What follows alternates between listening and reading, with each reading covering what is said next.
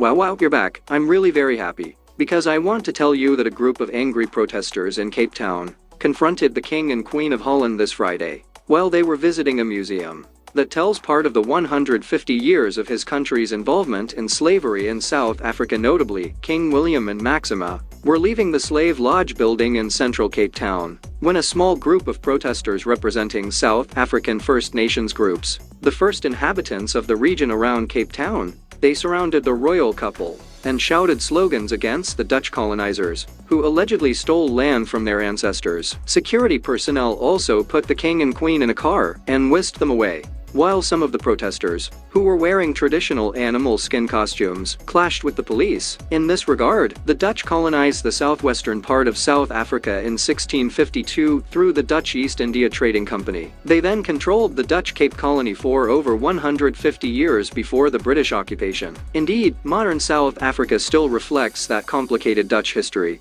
especially in the Afrikaans language, which is derived from Dutch and is widely spoken as the country's official language, even by descendants of the First Nations. Taking into account that neither William nor Maxima gave speeches during their visit to the slave lodge, but they toured the rooms where slaves were kept under Dutch colonial rule. That slave lodge was built in 1679, making it one of the oldest buildings in Cape Town, so it was used to house slaves, men, women and children, until 1811. Likewise, slavery in South Africa was abolished by the English colonizers in 1834. For his part, Garth Erasmus, a First Nations representative who accompanied the king and queen on their walk through the slave lodge, said the visit should serve to exorcise some ghosts. In this regard, the Dutch East India Company established Cape Town as a settlement for merchant ships to pick up supplies on their way to and from Asia. So, slaves were brought to work in the colony from Asian and other African countries. But the First Nations people of South Africa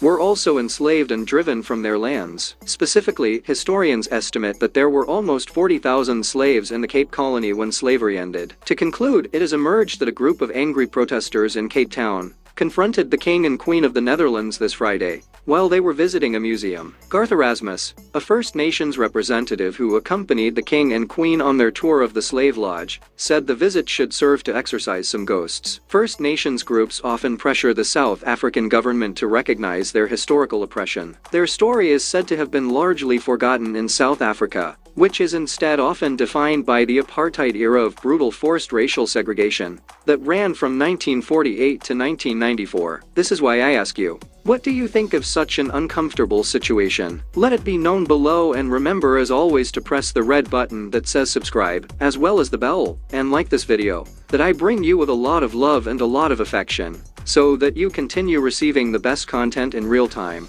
and always as you wish. Like it, free and quality. I wish you the most beautiful and beautiful things in the world. I love you so much.